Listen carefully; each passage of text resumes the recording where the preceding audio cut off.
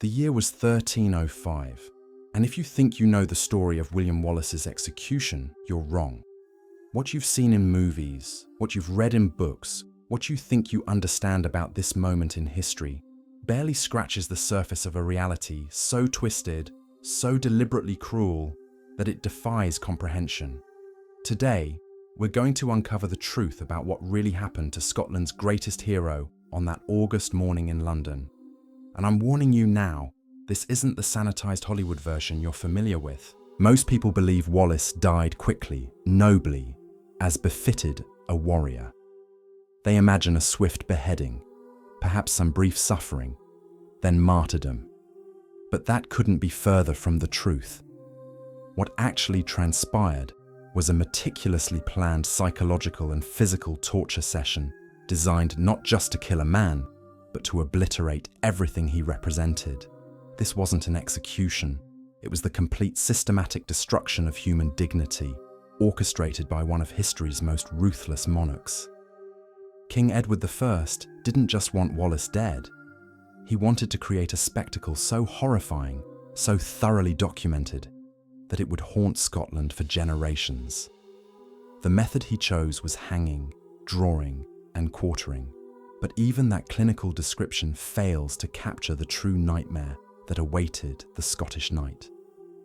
Every element was calculated to maximize suffering, prolong agony, and transform a symbol of resistance into a warning so terrifying that it would echo through centuries.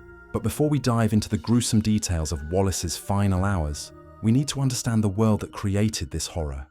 We need to see how a minor Scottish landowner became the most wanted man in Britain, and why his death became one of history's most infamous displays of state-sponsored cruelty. Medieval Scotland at the turn of the 14th century was a powder keg waiting to explode. The concept of nationhood was still forming. Loyalty was determined more by survival than sentiment, and the line between independence and subjugation shifted with each political wind. When a succession crisis erupted, following the death of King Alexander, Edward I saw his chance to bring Scotland under direct English control. But this wasn't just territorial expansion, it was the systematic erasure of Scottish identity itself. Edward viewed Scotland not as a sovereign nation, but as a rebellious province that had forgotten its place. His policies weren't designed to govern Scotland, they were designed to subjugate it completely. English administrators replaced Scottish officials, English law superseded Scottish customs, and English soldiers occupied Scottish castles. This wasn't conquest, it was cultural annihilation disguised as political unity. Into this chaos stepped William Wallace, but not as the noble hero of legend. Wallace emerged as a minor landowner driven by personal tragedy and national rage. His family had suffered under English occupation, their lands seized, their dignity stripped away by foreign rulers who saw Scots as little more than unruly subjects to be brought to heel. When Wallace finally raised his sword at Stirling Bridge in 1297, he wasn't fighting for abstract ideals of freedom. He was fighting with the fury of a man who had lost everything and could see what Scotland might become if someone didn't make a stand. The victory at Stirling Bridge wasn't just a military triumph, it was a psychological earthquake that shattered English assumptions about Scottish resistance. English heavy cavalry, the terror of medieval battlefields, had been defeated by Scottish foot soldiers using terrain and tactics that exposed the vulnerabilities of seemingly invincible forces. More importantly, it proved that Scottish independence wasn't just a romantic dream. It was an achievable reality if enough people were willing to fight for it. But Edward I was not a king who accepted defeat gracefully. Known throughout Europe for his ruthless suppression of Welsh resistance and his brutal expulsion of Jews from England, Longshanks understood that rebellion was like wildfire. Unless it was completely extinguished, it would spread beyond control. Wallace's success had to be not just reversed, but transformed into a cautionary tale that would prevent future generations from even considering resistance. The political situation in 1305 made Wallace's continued defiance even more problematic for English authority. By this time, most Scottish nobles had submitted to Edward's rule, calculating that accommodation was preferable to annihilation. They had bent the knee, sworn oaths of fealty, and accepted English overlordship as the price of survival. Wallace's refusal to surrender made him more than just an enemy of England. He became an embarrassment to the Scottish aristocracy, who had chosen submission over sacrifice. His very existence challenged the legitimacy of Scotland's capitulation. While other Scottish leaders made peace with English rule, Wallace remained in the field, a living reminder that resistance was still possible. This made his capture not just a military priority, but a political necessity. As long as Wallace remained free, he represented an alternative to surrender, a path that other Scots might choose to follow. The hunt for William Wallace became one of medieval Europe's most extensive manhunts. Edward placed an enormous bounty on Wallace's head, equivalent to millions in today's currency. The English administration in Scotland deployed an extensive network of spies, informants, and collaborators to track his movements. Former allies were turned through combinations of bribery, threats, and promises of amnesty. The net gradually tightened as Wallace found himself increasingly isolated, unable to trust even longtime supporters who might have been compromised by English gold or English threats. The psychological pressure was immense. Wallace knew that association with him had become synonymous with death for anyone foolish enough to offer assistance. Villages that had once welcomed him now closed their doors in fear. Former comrades disappeared or sent word that they could no longer risk supporting his cause. He was being systematically cut off from the very people he fought to protect, transformed from a national hero into a dangerous liability that few could afford to shelter. The betrayal, when it finally came, followed a pattern as old as human treachery itself. In August 1305, Wallace was captured near Glasgow through what most historians believe was the treachery of Sir John Montagu, a Scottish knight who had already submitted to English rule. The exact circumstances remain debated, but the outcome was crystal clear. The man who had become the living symbol of Scottish resistance was now in English hands, and Edward I had finally captured the prize he had sought for so long. The celebration in London was immediate and widespread. English officials treated Wallace's capture as the end of Scottish resistance, the final victory in a war that had dragged on far longer than anyone had anticipated. But for Edward, this was just the beginning of what he intended to be Wallace's ultimate humiliation. The capture was merely the first act in a drama of revenge that had been years in the planning. The journey from Scotland to London became an extended form of psychological torture designed to break Wallace's spirit before his final punishment. Bound in chains and heavily guarded, he was paraded through English towns where crowds gathered to see the infamous Scottish rebel. This wasn't just transportation, it was a carefully orchestrated propaganda campaign designed to transform a hero into a spectacle, a leader into a curiosity for English amusement. At each stop, Wallace was displayed like a captured animal, proof of English superiority over Scottish defiance. The crowds that gathered weren't there to pay respects to a fallen enemy. They came to gawk at the man who had dared challenge English authority and lost. This public humiliation was calculated to demonstrate that resistance was not only futile, but worthy of mockery rather than respect. By the time Wallace reached London, he had already endured weeks of degradation, but his ordeal was nowhere near its end. The English capital buzzed with anticipation for what everyone knew would be an execution unlike any in living memory.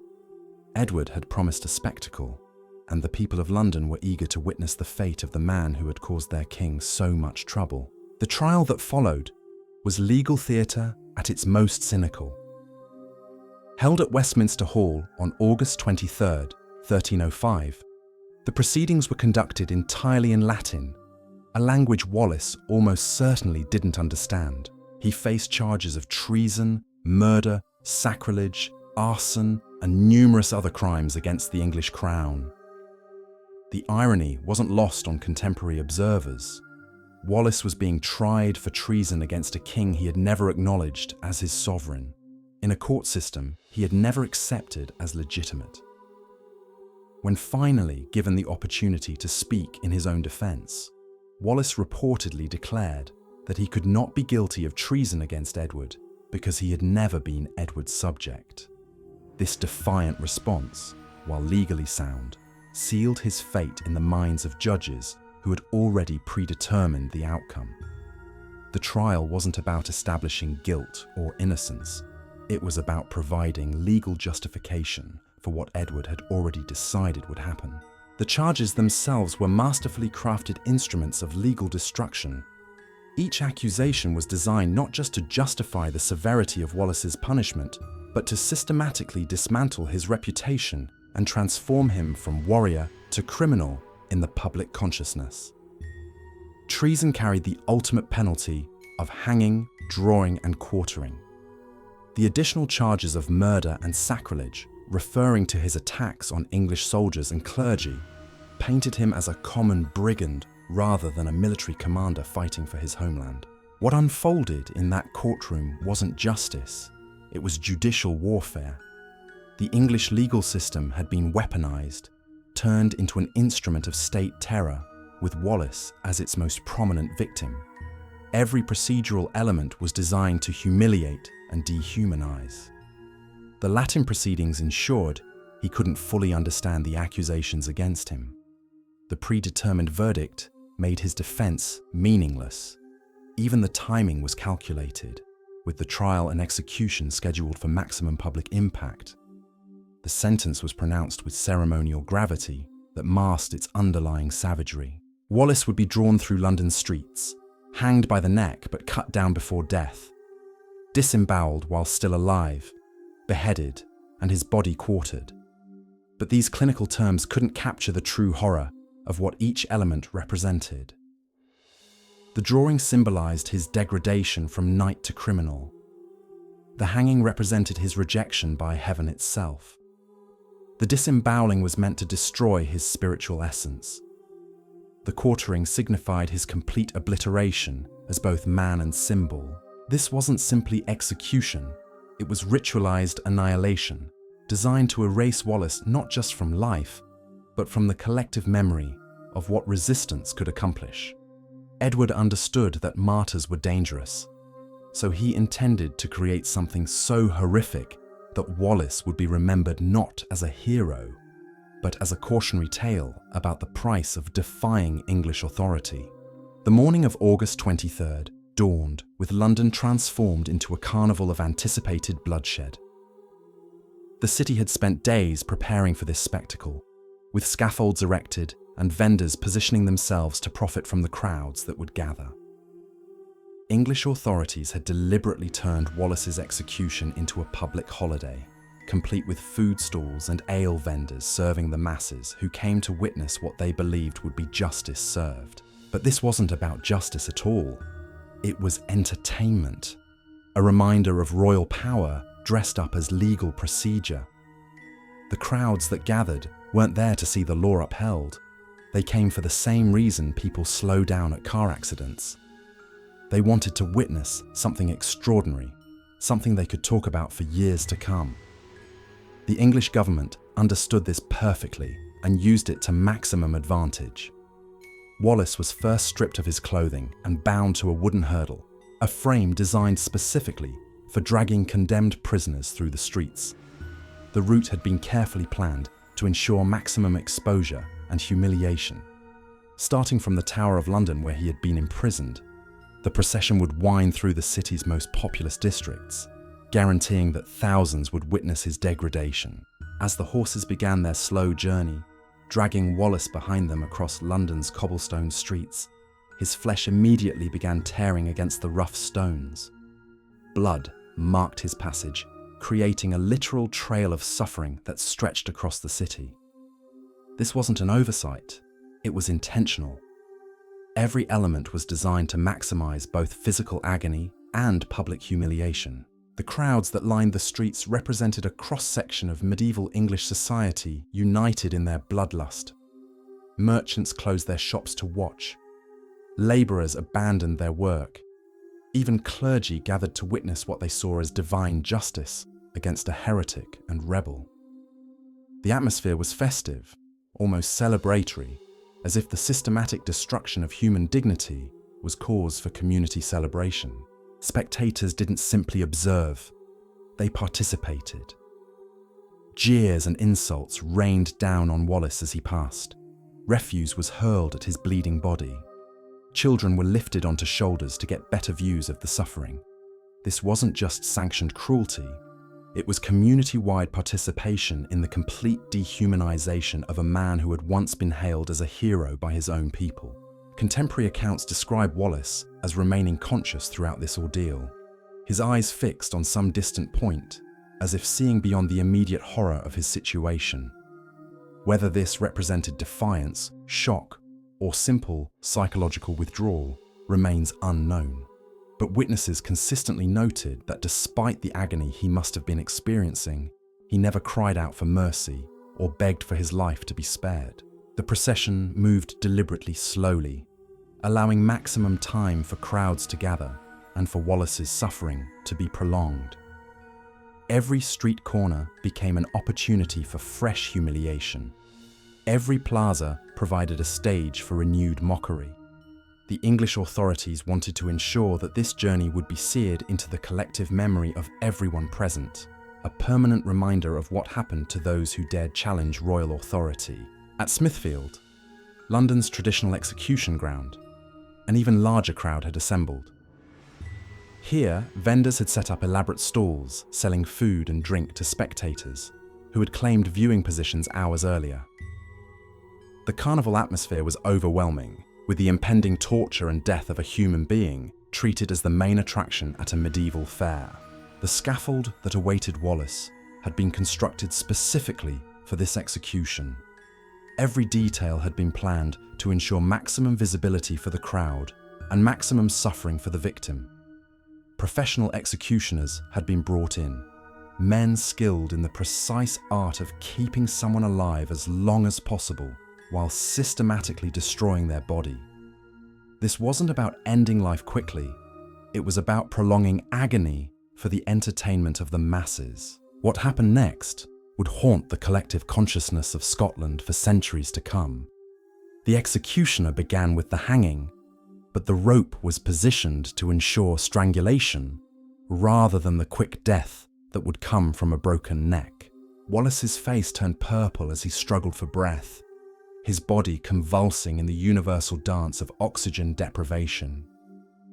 The crowd watched with fascination as life slowly drained from his eyes. But just as unconsciousness began to claim him, Wallace was cut down, still alive, still aware, still capable of experiencing every horror that would follow. The worst was yet to come, and everyone present knew it.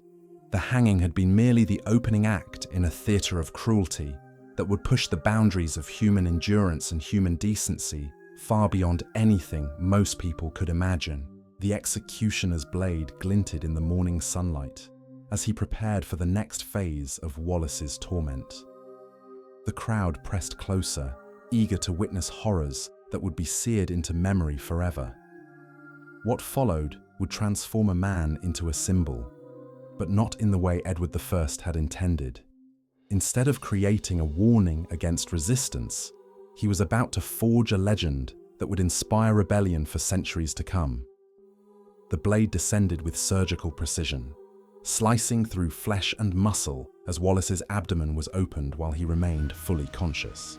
The executioner's skill lay not in mercy, but in maintaining life for as long as possible while systematically destroying the human form. What emerged from Wallace's body was held aloft for the crowd to witness. Each organ displayed like a grotesque trophy before being cast into the flames that had been prepared specifically for this purpose. The symbolism was deliberate and calculated. Medieval thought held that the bowels contained the seat of human compassion and emotion. By burning Wallace's entrails while he watched, the executioner wasn't just causing physical agony, he was symbolically destroying Wallace's humanity itself. The acrid smoke of burning flesh mixed with the cheers of the crowd, creating an atmosphere that seemed to blur the line between civilization and barbarity. Throughout this systematic dismemberment, Wallace's eyes remained open and aware. Contemporary witnesses reported that he continued to show signs of consciousness even as his body was being methodically destroyed. Some accounts suggest he attempted to speak, though his words were lost beneath the roar of the bloodthirsty crowd and the crackling of flames consuming his organs. The executioner worked with the practiced efficiency of a craftsman, each cut calculated to maximize suffering while preventing death. This was a skill that required years of training and experience. Too deep and the victim would die too quickly, cheating the crowd of their entertainment. Too shallow and the spectacle would lose its impact. The balance between prolonging life and inflicting maximum agony required an intimate knowledge of human anatomy that few possessed. The crowd's reaction revealed something disturbing about human nature when given official sanction for cruelty. These weren't monsters or psychopaths. They were ordinary citizens who had been conditioned to view this systematic torture as entertainment. Merchants who normally showed kindness to customers, mothers who cared tenderly for their children, craftsmen who took pride in their work, all united in their enthusiasm for witnessing another human being's complete destruction. The psychological conditioning that made this possible had been building for years. English authorities had systematically dehumanized Wallace through propaganda, portraying him not as a warrior fighting for his homeland, but as a criminal, a traitor, a threat to civilized society. By the time he reached the scaffold, many in the crowd genuinely believed they were witnessing justice rather than state-sponsored torture. The smell of burning organs filled the air, creating a sensory experience that would haunt witnesses for the rest of their lives. The metallic scent of fresh blood mixed with the acrid smoke of burning flesh created an atmosphere that seemed to transform Smithfield into a vision of hell itself. Vendors continued selling their wares, even as the gruesome spectacle unfolded, treating human suffering as just another opportunity for profit. As Wallace's life slowly ebbed away, his body began showing signs of the massive trauma it had endured. His skin grew pale, his breathing became labored, and his movements grew weaker. Yet still, the executioner continued his work, determined to extract every possible moment of suffering from his victim. This wasn't just about following orders, it was about demonstrating professional skill to an audience that appreciated technical expertise in prolonging agony. The final act of this macabre theatre came when the executioner raised his axe for the killing blow. Wallace's head was severed with a single precise stroke that finally ended his torment. But even in death, the humiliation continued. His severed head was held high for the crowd's inspection, blood still dripping from the neck as the executioner displayed his gruesome trophy to the cheering masses. The crowd's bloodlust was finally satisfied, but the spectacle was far from over. Wallace's body was then systematically dismembered, each quarter held up for inspection like cuts of meat in a butcher's shop. The precision with which this was accomplished spoke to the careful planning that had gone into every aspect of this execution. Nothing was left to chance. Every detail had been choreographed for maximum impact. The disposal of Wallace's remains became the final chapter in Edward's propaganda campaign. His head, preserved in tar to prevent decay, was mounted on a spike atop London Bridge, where it would remain for years as a constant reminder of English power. The 4 quarters of his body were dispatched to different Scottish cities, each piece serving as a physical message about the consequences of resistance. Newcastle, Berwick, Stirling, and Perth each received their grisly trophy, a piece of Wallace's body displayed publicly as a warning to local populations. This wasn't mere brutality for its own sake. It was sophisticated psychological warfare designed to break Scottish morale and prevent future uprisings. Each displayed body part served as a 3-dimensional message about English dominance and Scottish submission. The immediate aftermath seemed to vindicate Edward's strategy completely. News of Wallace's horrific death spread rapidly throughout Scotland, carried by travellers, merchants, and refugees who had witnessed or heard accounts of the execution. Many Scottish nobles who had been wavering in their loyalty to Edward now rushed to reaffirm their submission, calculating that no cause was worth enduring such a fate. Villages that had once harboured Scottish resistance fighters now turned them away, too terrified of English retribution to risk association with rebels. The network of support that had sustained Scottish resistance for years began crumbling as ordinary people chose survival over principle. Edward's message had been received loud and clear. This was the price of defying English authority. But the English king had fundamentally misunderstood the Scottish character and the nature of resistance itself. Rather than crushing Scottish defiance, the sheer brutality of Wallace's execution began transforming him from a failed military commander into something far more dangerous. A martyr whose suffering gave meaning to the cause he had died for. Robert the Bruce, who would later lead Scotland to independence, reportedly witnessed Wallace's execution and was moved to action by its horror. Rather than seeing English strength, Bruce saw English weakness masked by cruelty. A truly confident power didn't need to resort to such extreme measures to maintain control. The very excess of Wallace's punishment suggested English desperation rather than English dominance. The execution also changed the nature of Scottish resistance itself. The lesson was unmistakable. Capture by the English meant torture beyond imagination. This knowledge led to a more desperate and determined form of warfare, where Scottish fighters preferred death in battle to surrender.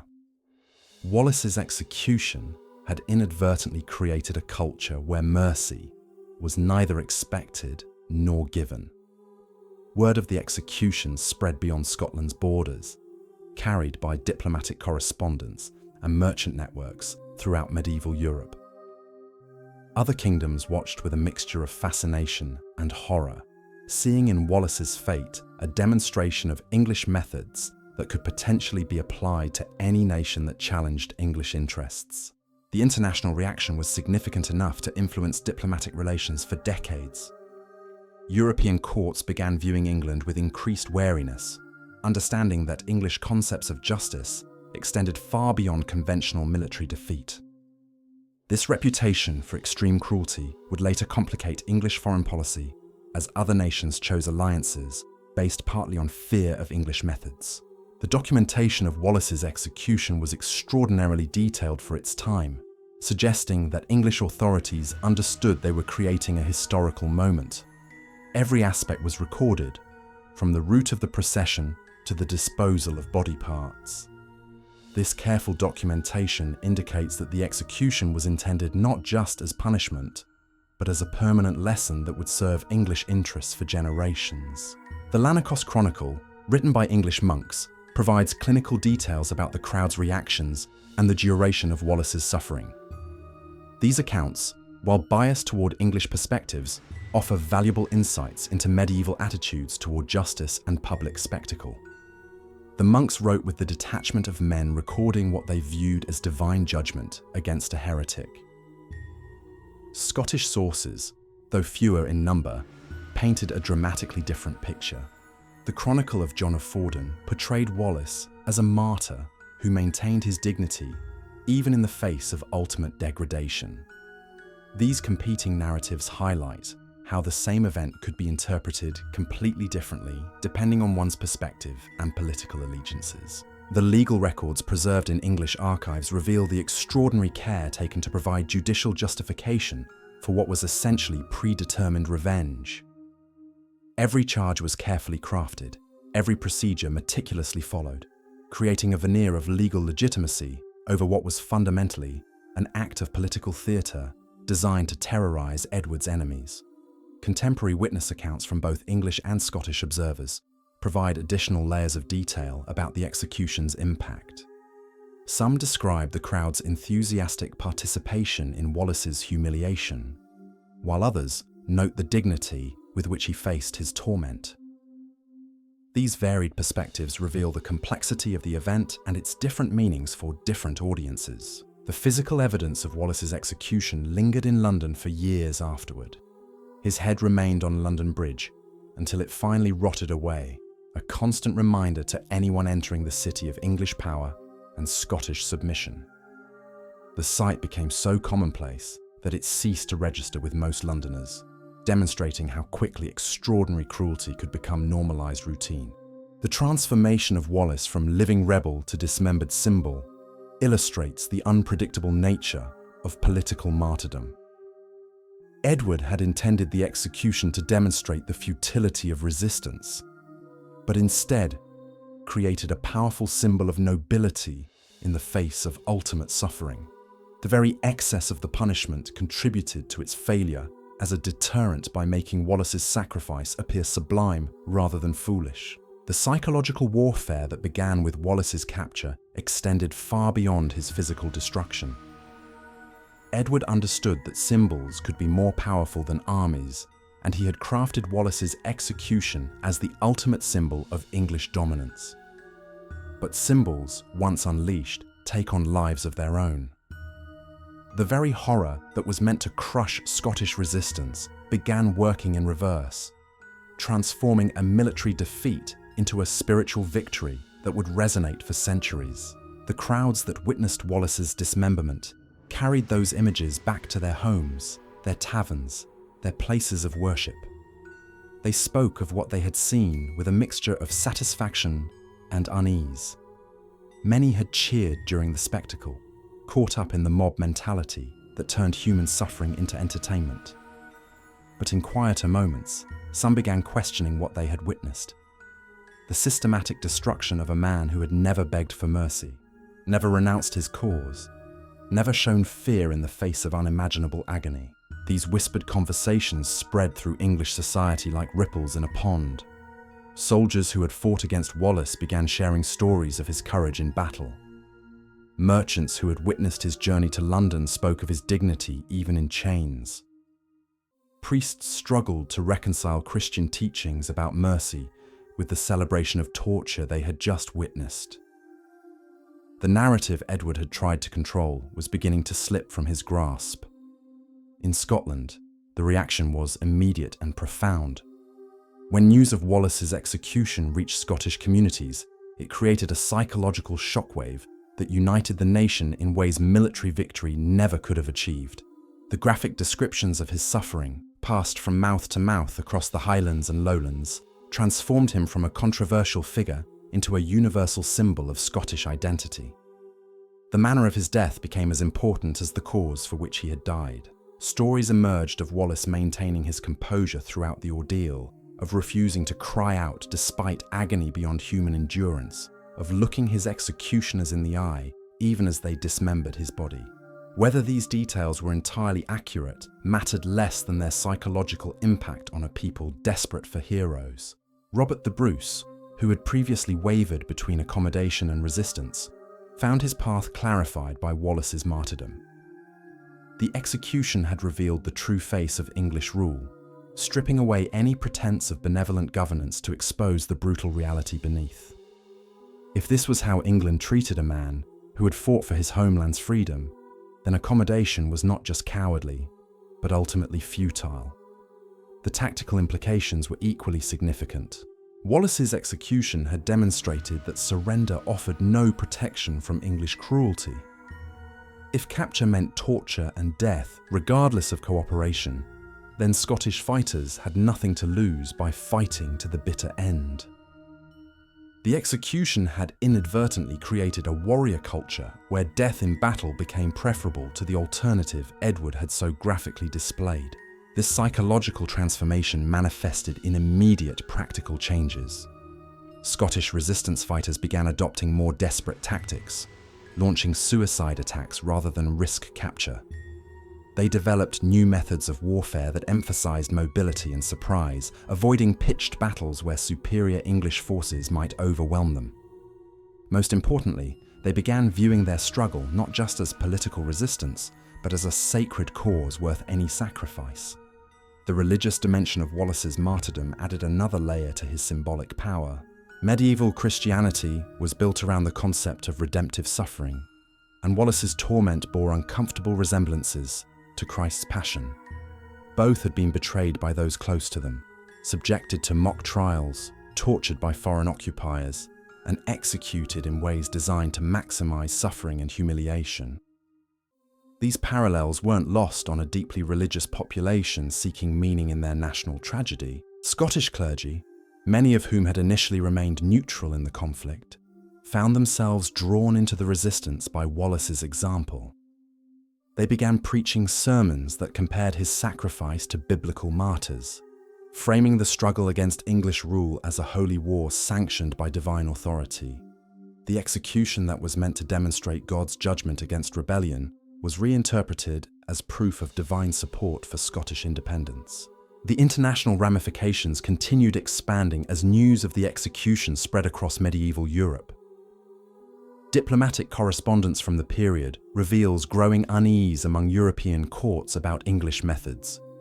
The French king, despite his own conflicts with Scotland, privately expressed horror at the systematic nature of Wallace's torture. The Pope, though officially neutral, began receiving reports from Scottish bishops describing English rule as fundamentally un-Christian.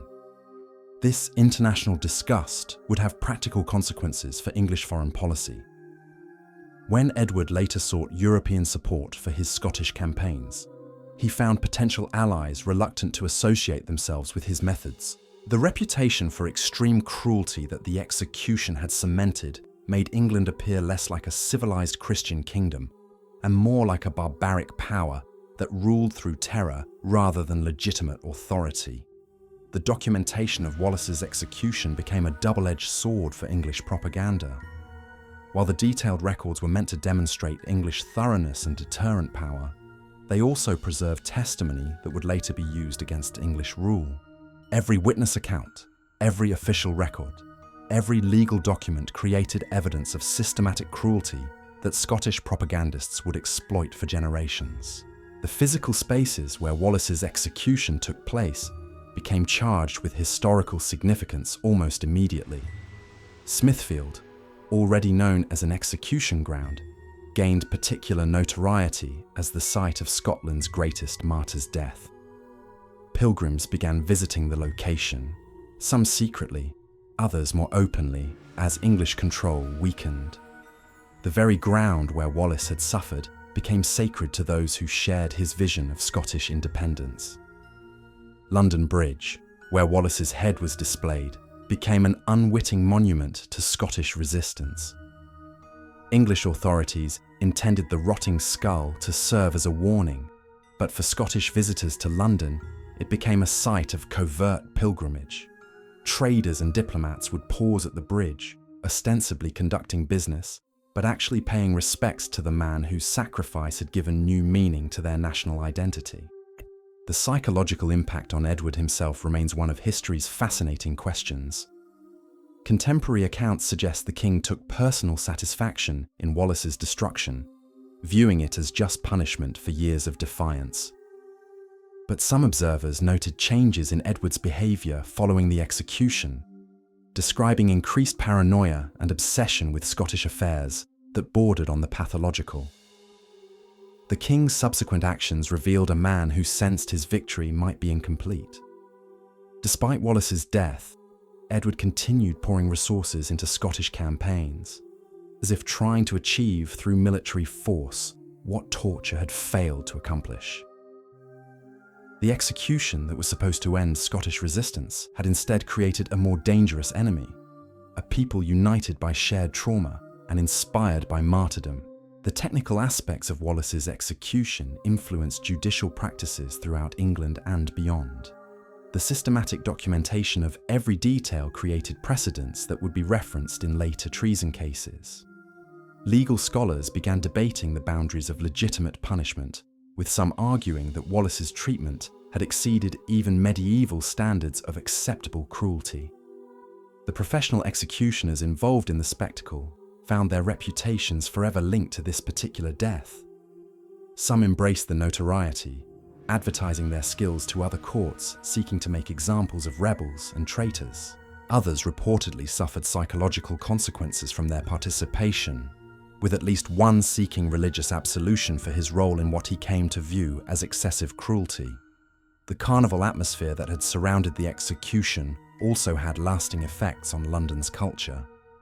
The combination of official violence and popular entertainment created a template that would be repeated in future public executions. The idea that state-sponsored killing could serve as public amusement became embedded in English judicial practice, with crowds expecting increasingly elaborate spectacles from their executions. The story of William Wallace's execution reveals uncomfortable truths about power, cruelty, and the unpredictable nature of martyrdom.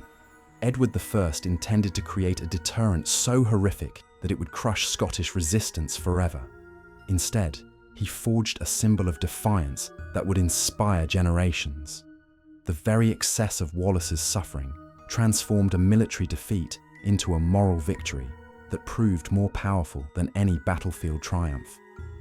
Today, over 7 centuries later, we remember not Edward's demonstration of English power, but Wallace's refusal to break under unimaginable torment. Sometimes the greatest victories come not from avoiding death, but from how we face it.